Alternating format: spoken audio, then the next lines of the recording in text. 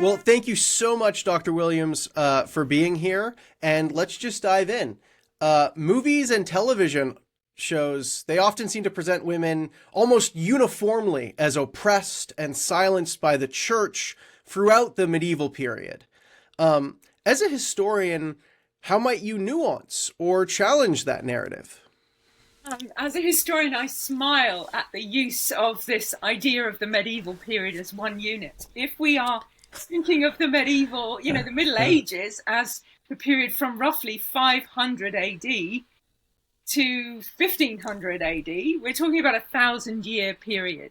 And so the first thing I would say as a historian is that we can't generalize about a period as large as that, not only chronologically, but also regionally as well. And across that time and in different spaces, there are enormous cultural variations in women's experiences of life, in women's political engagement, and so on. And what that tells us more about, I think, is the absence of our historical knowledge when it comes to the medieval period. We know so little about that period, and we tend to stereotype the period almost as a way of counterpoising some kind of idea of increased liberation for women over time. But actually, the medieval period is characterized by extraordinary freedom for women, as well as moments of limitation and oppression. The late medieval period is wildly different from the early Middle Ages. Increasingly, women are literate, they're participating in public culture. And you've got wonderful examples of female monastic orders and female communities, such as the Beguines in the Netherlands in the 14th century. Many examples which challenge our stereotypical view of women's alienation from society. Problem is, history is always written by the victors. And so often the way that we've written history as well has, for a very long period of time, excluded writing about women's experiences and writing about history from below and how it's perceived and understood by groups who are less literate and less prominent in the writing of history in later periods. That's so interesting. It almost sounds like some of the misogyny might not actually be in the period, but because later male historians are the ones writing about the period. So it's us looking back who are misogynistic rather than sorry, anyways. This idea that you can impose present day categories, or you can transport categories from one time period and impose them on another, that's a really significant theme. And I hope we'll talk more about that as we go through. Mm-hmm. Yeah. Well, I don't want to jump too quickly away from the medieval period, but I am curious about the transition into the modern era and curious about some of the major cultural shifts that caused what are the ones that caused the greatest impact upon our conception of gender in the church and society? And I'm thinking, for instance, here of say industrialism. Mm-hmm. Well, that's a wonderful question. It's a difficult question to ask somebody like me who loves the detail, and I could give lots of different answers. But I think to sort of emphasize, I would talk about structural change. So I talk about the ways in which changes in society and economics shift experiences within the family from working together in largely rural settings into a wage earning culture in the industrial period. And when you're living on a subsistence farm, men and women and children, multi-generational, you participate in the economic life of subsistence farming as a whole. You might have a woman looking after the poultry and a man doing crop rotation and so on. But there's an economic and labor mutuality in that model. But as society begins to urbanize and move into the industrial period, increasingly men and women are selling their labor in a market and bringing to a household a wage. And many historians argue that that's actually a period of increased vulnerability and economic marginalization for women, because they are unable in an industrial economy to command an equal wage as men and male breadwinners. So that shift is very, very significant on women's experiences and on the relationships between men and women in society, and their broader impact, of course, on the church. But there are cultural and theological issues as well. And I would, just mention there a shift away from the idea of fixity, such a massive modern category. If you introduce an idea of, as it were, biological evolution, natural evolution in the natural world, actually you can begin to ask questions about whether or not there are evolutions in society, whether there's a fixed natural order of things in which men and women have distinct and fixed biological categories, fixed roles in society, and so on. And as we move into the modern period, as those ideas of evolution begin to impact the intellectual culture, and also even the way that people read the Bible, modern theology, you've got a shift in the basic foundational ways in which we imagine change over time. That has enormous impacts on the way in which masculinity and femininity are imagined. But, I'd also say there's a consequential dimension, an events dimension. The era of total war cannot be underestimated, both in terms of the impacts on society, but also its impact on the church. The wars had a phenomenal impact on changing male and female forms of participation in society, but also changing men and women's experiences of political engagement and civil engagement as citizens of societies. And that really shapes and reshapes the cultural landscape in some extraordinary ways. So war, structural change, cultural, theological, all of these intermix to create a really distinct moment in the modern period in which men and women are understood in ways which are qualitatively different from the past. Well, in light of all of those shifts that occur, I mean, today feminism and Christianity often seem like complete opposites, oil and water in a lot of cases. Was this the case from the very beginning of feminism, with even the earliest waves of feminism going back to like 1800? Or, yeah. Yeah, I mean, as a historian, I immediately want to be really specific about that word feminist. You will expect me to do that, Jonathan. You know me enough to know that words really matter for historians. And of course, in the English-speaking world, the word feminist or feminism isn't really used until the 1890s. So how we want to think about whether or not feminism is a useful word to describe women's participation in the public sphere as women, a sort of self-conscious awareness of self as woman, as female, as distinct from male. How far that characterizes the 19th century is really up for grabs. What we can say, though, is that Christian faith galvanizes women to be engaged in every area of society and politics and culture. That's true before the 19th century, but in a really particular way, as you get shifts in the political structures of the modern period, women's faith and their active engagement and their awareness of themselves as women alongside other women, that increases through the abolition campaigns, in the temperance campaigns, in the contagious diseases campaigns in the British context. Faith mobilizes women to be involved in movements for justice and for participation of those who are marginalized and oppressed. And what's just bizarre is that Christianity and feminism historically cannot be separated from each other. They're part and parcel of one another. There are obviously secular strands, secular philosophical strands of feminism associated with figures like Mary Wollstonecraft. But largely the great impetus for the rise of the women's movement in the end of the 19th century is this really interesting relationship between Christian faith and philanthropy, women's engagement philanthropically in society. Can't separate those out. Yeah. lot more we could say about that, but we have to put those words back together and not separate them, I reckon. Well, I think you actually have a recent book that does talk a little bit about this, and I love the title, which I want to say in full. When Courage Calls, Josephine Butler and the Radical Pursuit of Justice for Women. I love any book with the word radical in it. It just makes it automatically more interesting to me. But can you tell our audience a little bit about Josephine Butler? Why is she an interesting case study for this interaction between early feminism, don't want to say feminism, early feminism and Christianity? Yeah.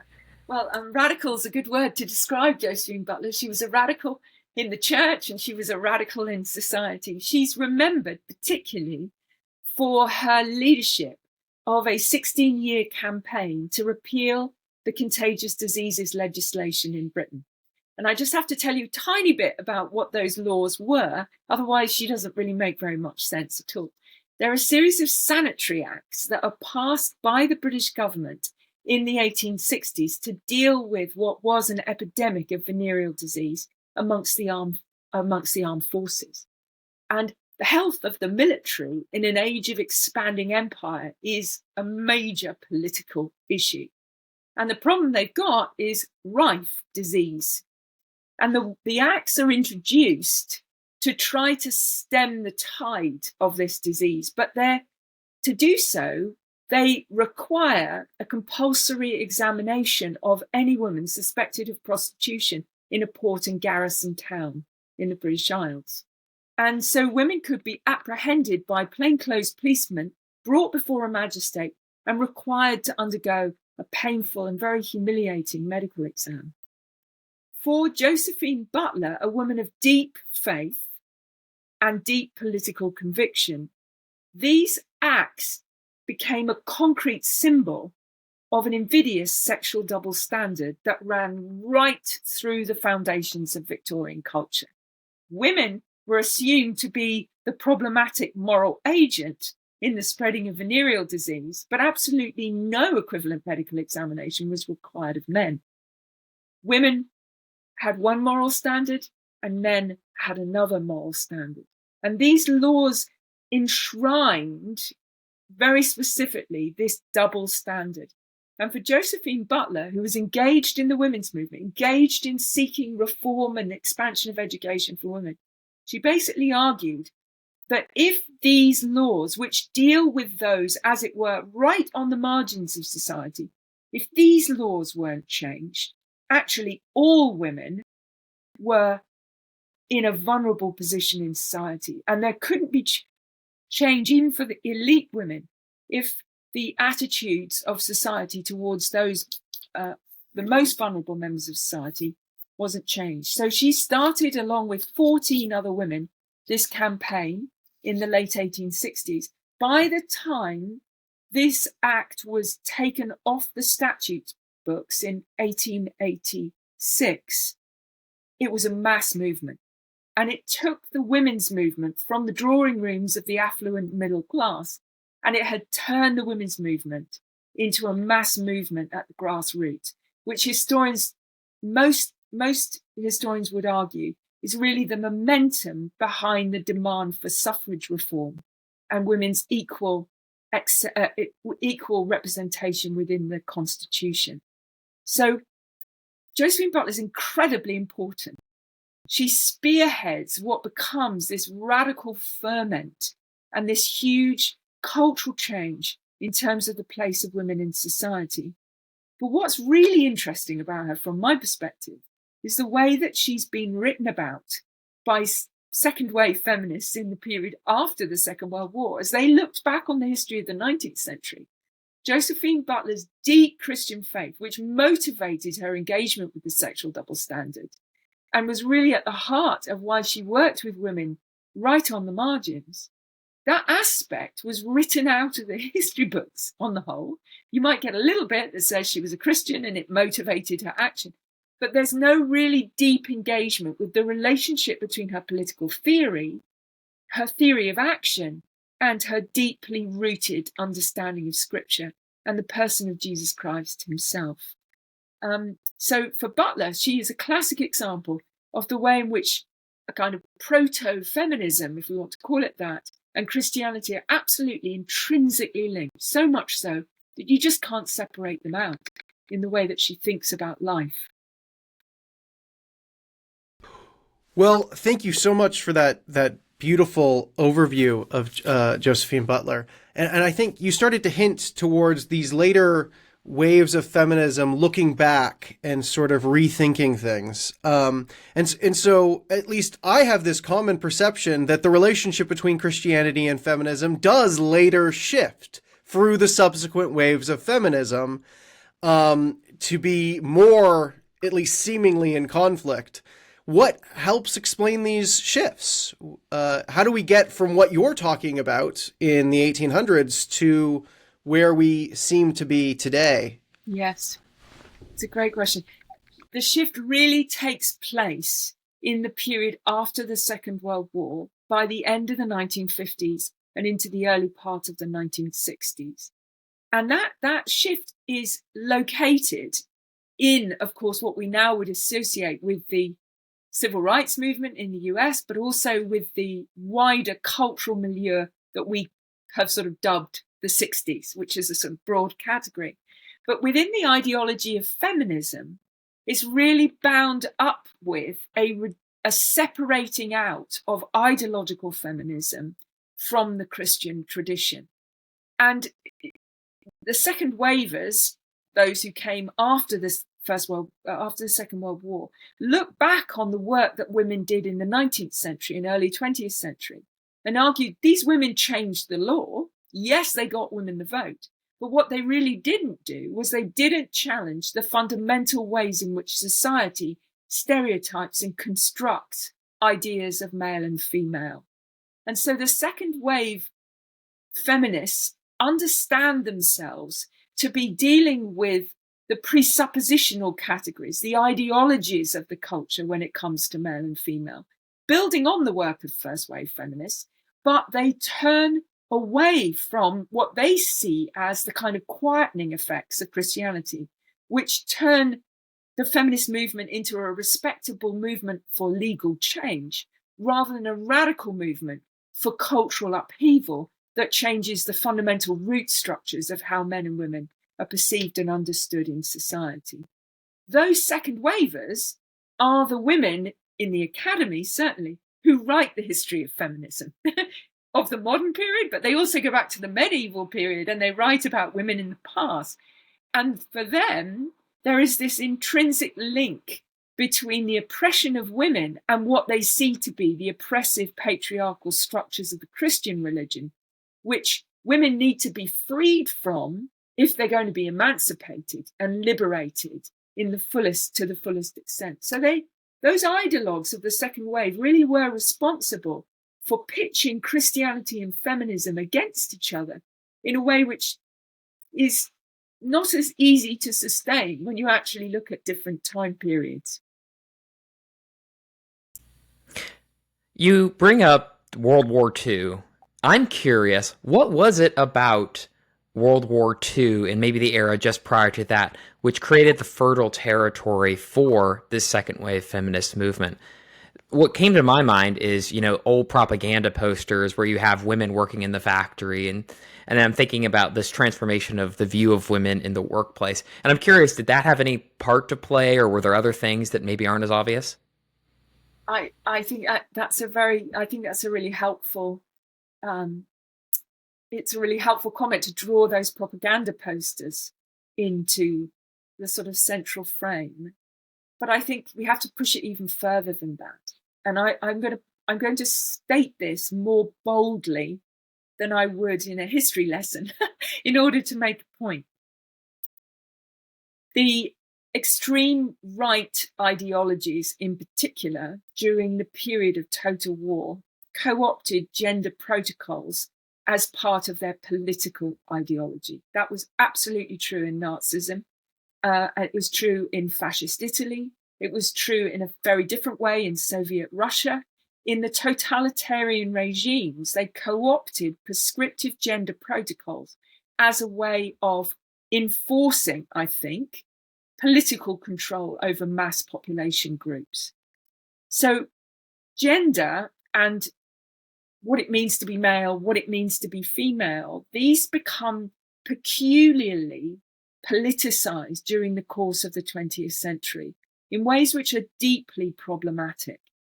And if you can, I mean, I would certainly see the sexual revolution of the late 20th century as a deep reaction against the political structures of an age, an era of total war, a century in which over 250 million people died at the hands of their own governments, an era of democide.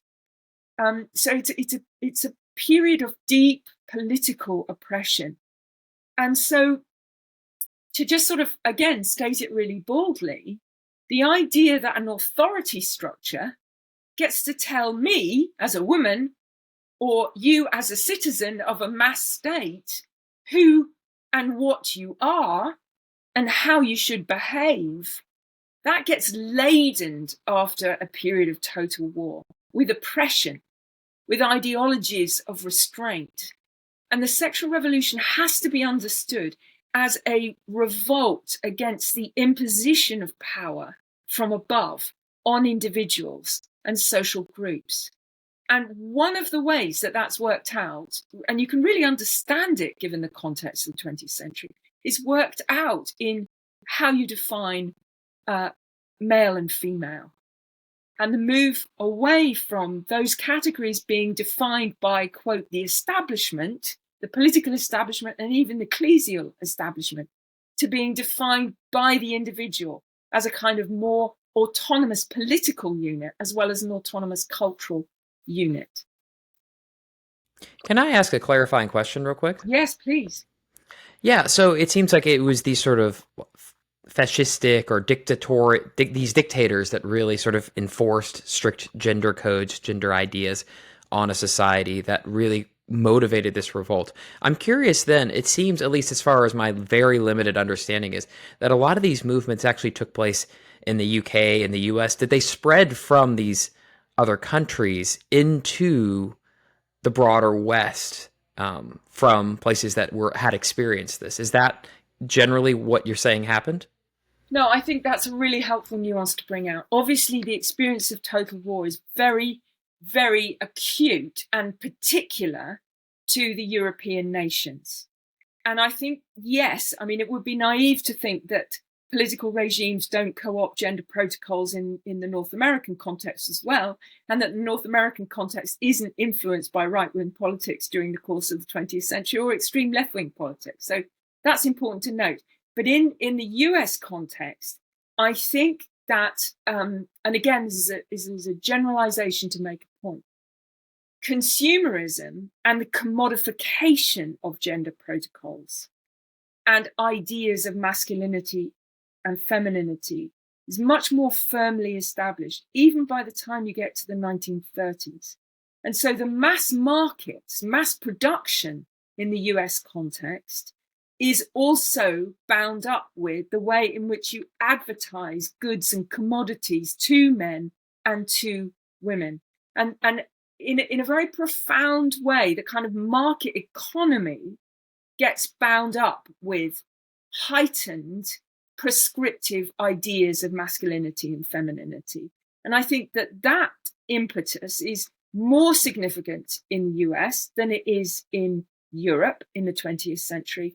But of course, they're cross-fertilized, because after the Second World War, you have immense influx of, well, it happens really, of course, before the First World War, but the Second World War, but after the Second World War, you get tremendous influx of American American goods into Europe.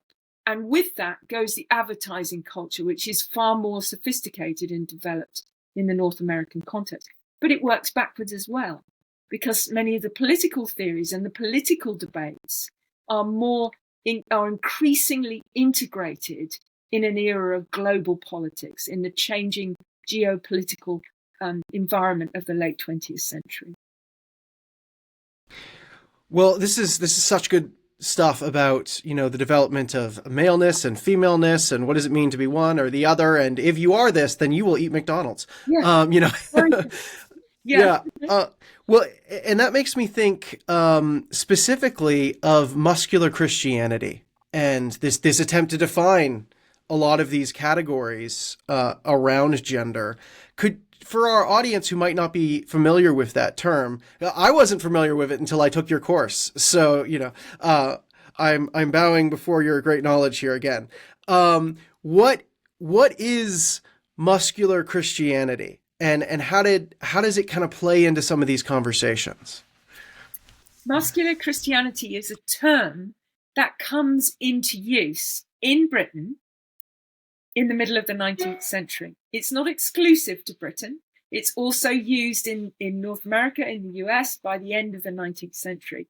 But it's a term that's used as a reaction to a perceived feminization of religion during the course of the 19th century. During the 19th century, much higher numbers of women attended church by the end of the 19th century than men. And by the time you get to the mid-century, there is a kind of crisis in Protestant culture around the idea that somehow Christianity is being associated with women, and then that's going to lead to the marginalization of religion in society more generally. And so the use of muscular Christianity by figures like Kingsley or Baden-Powell, who started the Scout movement in the UK, this term is really a very positive term when it's first put forward as a way of emphasizing Christian manliness. What does it mean to be a Christian man? What does it mean to kind of channel physical energy and sort of primitive physical energy into being a truly missional Christian? And in an age of empire, that's of course mapped into the expansion of the gospel around the globe at the same time that you're expanding an empire around the globe, an economic and political empire. So muscular Christianity is a way of projecting a more masculine image in an age which is perceived to be dangerously feminine, if you like. And of course, the minute I say all those things, we realize that we still live with elements of that in the church today, do we not? I mean, we don't use the term, but yeah. What are some impacts that you have seen from this movement from, say, 100 years ago, where the terminology might be gone, but you still see the echo of it today?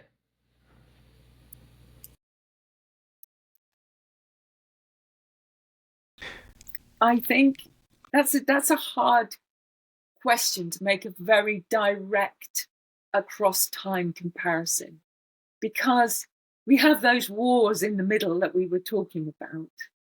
And in the Protestant nations and the Catholic nations, war depends on a form of nationalism. It depends on mobilizing the national identity of your populations.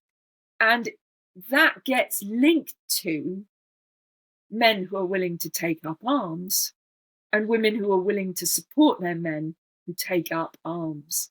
And so everything we've just talked about the way in which feminine and masculine categories gets politicized during the 19th century, those exaggerate the need to project a form of Christian manliness and a form of kind of feminized Christian sensibilities. And sadly, that bifurcating, I think is a good word, of what it means to be male and female, the residual impact of that is still really strongly present.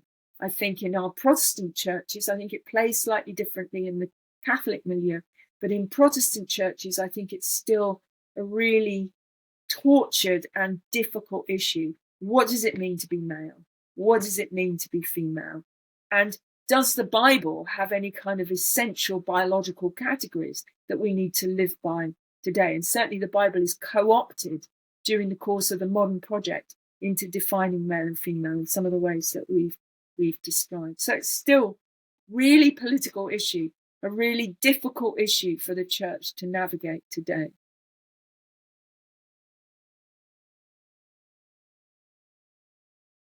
Do you want a specific example? I'm always open. I don't Go know ahead. if I didn't want to push you too hard to make it immediately politically applicable to now, but you know. John's a little bit more cautious, but I'm not. I'm a rogue. I'll do what I want. So Well, I like words, right? Words are really important to me. So 1987, we see the introduction of the language of egalitarian and complementarian. And those words are kind of sort of sent out into the ambient church culture in North America, and then they spread into the church culture in Europe, and they have particular resonance in evangelical culture. And they are ways of defining how men and women ought to be in certain categories, of contrasting different ways of understanding male and female. And so the very fact that we feel we need language like that, I think reflects in part the kind of crisis that's felt in the 80s of how as a church do we respond to the kind of perceived moral anarchy of the sexual revolution. And that's a period of extreme retrenchment in many ways, when the church is trying to go back to sort out how men and women ought to behave in an age of, again, perceived sexual chaos in the wake of the sexual revolution. And that language plays into the way in which many of the sort of optics of our early 20th century churches operate today, whether or not they're an egalitarian church or whether or not they're a complementarian. And what goes with that language are all sorts of assumptions about the roles that men and women are going to play. I love that we're getting this big historical picture where we don't just stay in one time period. We move back and forth and juxtapose them, because we often assume that our way of seeing things is just sort of obviously how everyone has seen them, without appreciating how, specific to our time and culture and place these views actually are. So when it comes to gender, what about our modern Western assumptions are most oddly unique to our specific moment? We might assume that this is just inherent to what it means to be human, but what is specific to us? I love that question, Jonathan. I love the way that we start to nuance the way we see ourselves as we engage with history. History is an encounter, isn't it? It gives us the ability to become more self-aware about what is particular about our society. Our particularities, we often assume, are the normative categories for all time. So I love that. But I think I'd prefer to use the word sex here in answer to your question rather than gender. So what's specific about the way that we understand sex and sexuality, not just gender? Because in many ways you can argue that the concept of gender itself is one of the distinctive hallmarks of our own time period. If we're going to make a distinction between those two words, gender is used, it really comes into parlance in the 1960s as a way of making a distinction between biological sex and culturally constructed categories that shape our assumptions and expectations of what it means to be male and female. We could talk more about that later if you want, but I think one of the distinctives about our own period is that we are highly critical of the idea that biological sex has a determining power in shaping masculinity and femininity. So the word gender itself is very significant.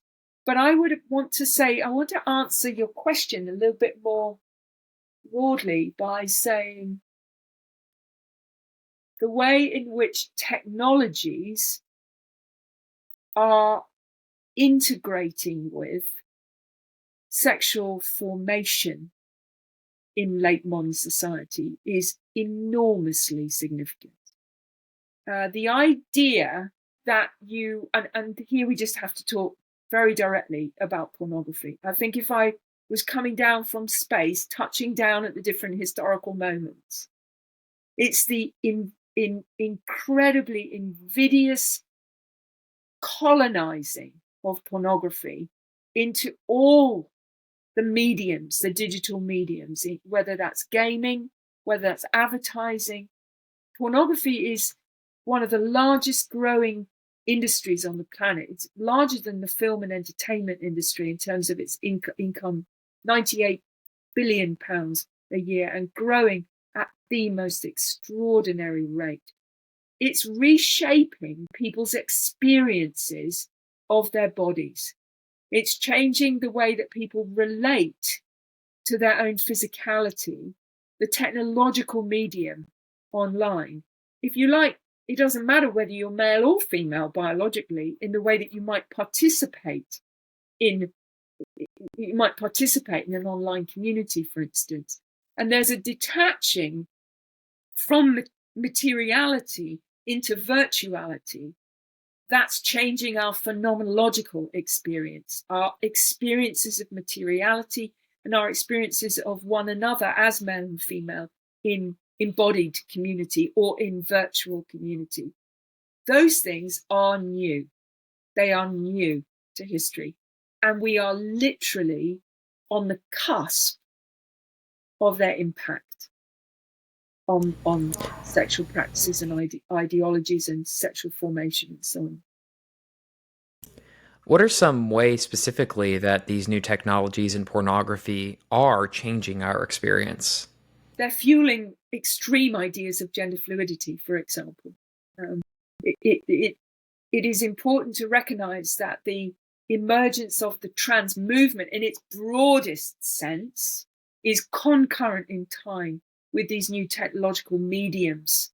The idea that consciousness can be separated from materiality is highly plausible in our technological era.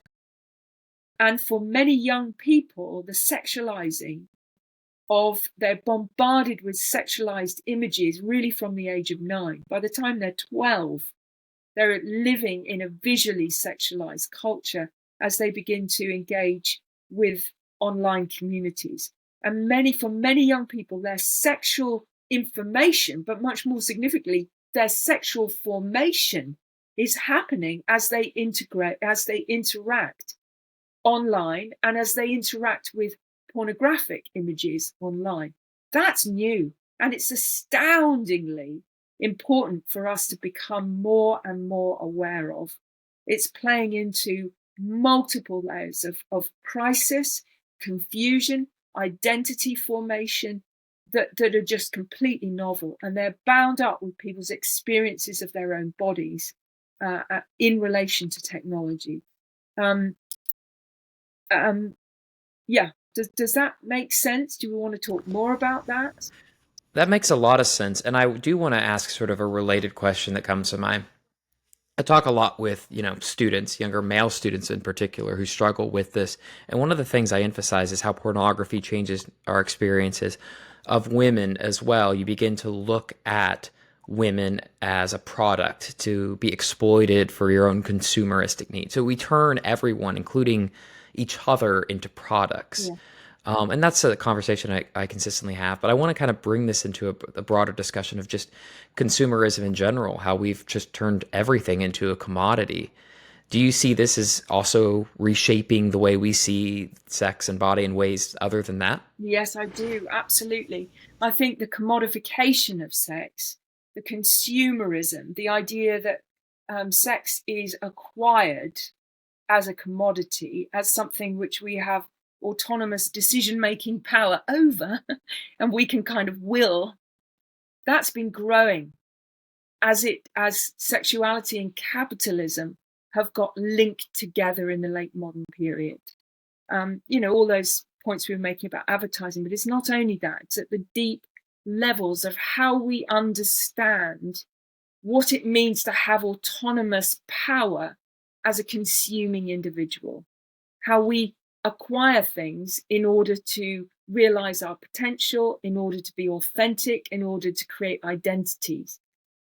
You've only got to look at the radical ways in which online dating apps have transformed the whole dating culture in our society to see the ways in which that language apes the commodification of other kinds of products. You can buy, you can profile, you can sell. That exchange language has become increasingly central to how we understand sex. But it isn't only that, it's also how we evaluate the sexual relationship.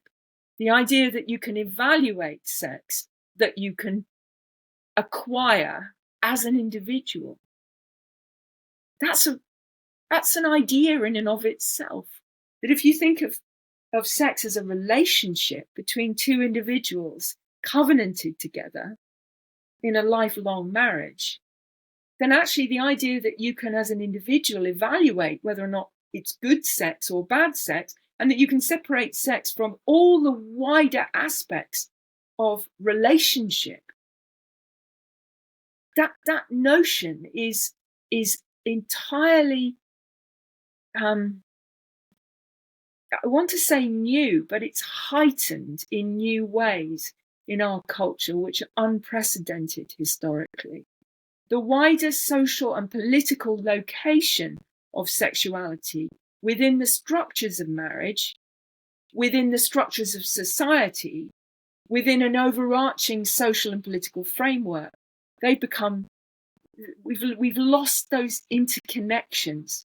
And now sex is just a thing that's isolated from other things that you can acquire according to your tastes and preferences and evaluate as individuals rather than as a set of relationships in which sex stands, including generative parenthood, for example.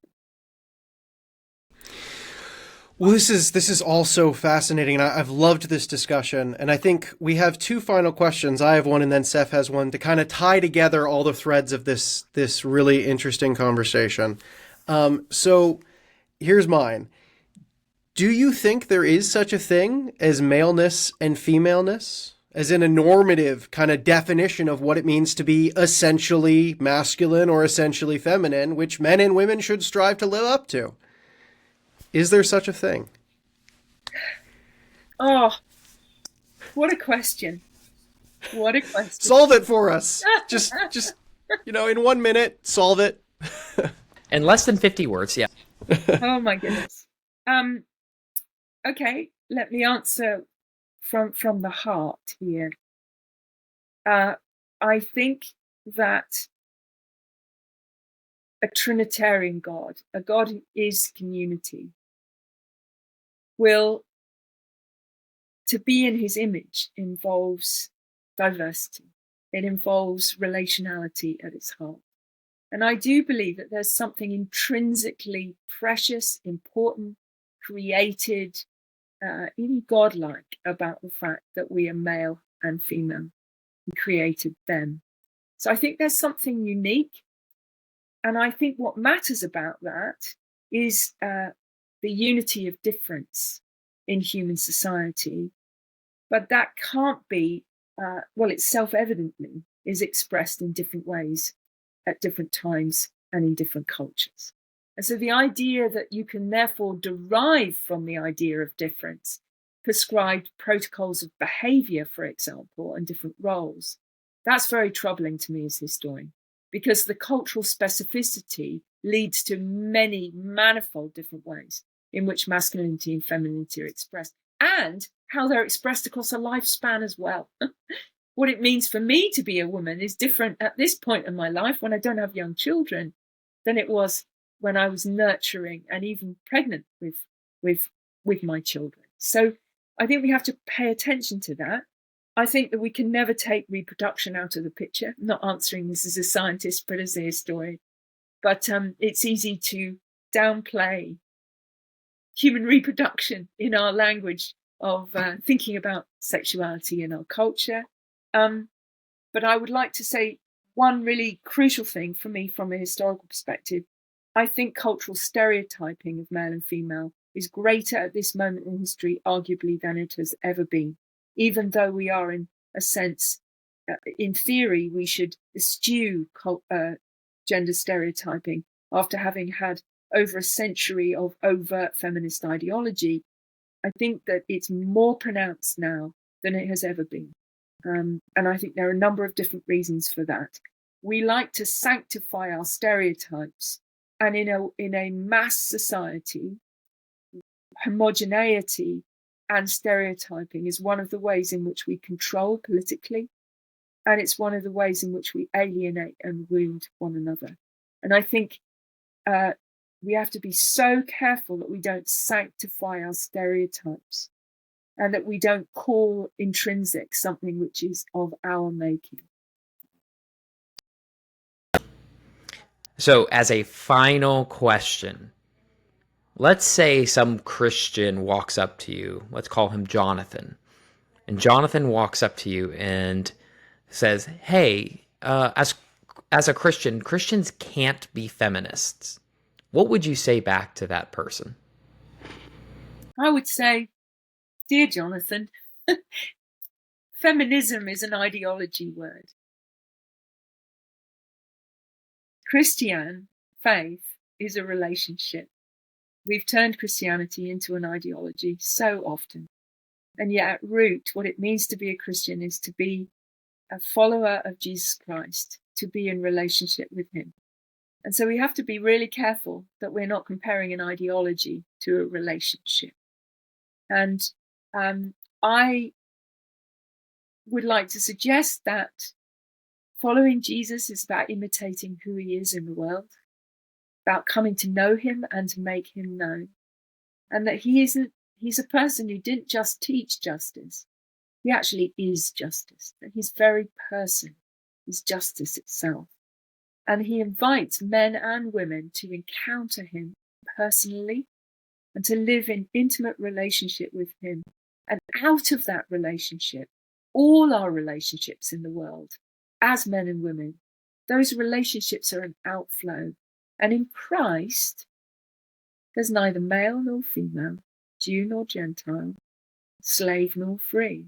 And I think that scripture is really crucial because we are equally called, we're equally received, we're equally saved as we trust in him. And that at the deepest level, every human being stands before Jesus, completely equal, completely invited into relationship with him. And that turns all our categories of power and our understanding of what power means, turns it all on its head. It has profound implications for the way that we understand what it means to be male and female and to live in relationship with one another. And so I would like to see us as followers of Jesus Christ challenging oppression, shaking up the categories of power, thinking about what it might mean to find fresh language that moves us beyond these locked ideological and political debates, to think afresh about personhood and what it means for men and women to love one another as they love Christ. Awesome. Thank you so much. If our audience is real curious more about your work or maybe just this topic in general, where would you point them? I would point them to my book about Josephine Butler, and I would also point them to my book, Perfectly Human, where I talk much more about what it means to be a person made in the image of God. So you can look me up, Sarah C. Williams. The C is really important. It stands for my middle name, Charlotte. You can look me up. You can find those books, read more about them. And if you're really interested, you can listen to lots of lectures that I've given as well. And you'll find those too when you look up my name. Okay. Thank you so much. Thank you again, Professor. Thank you so much for your time.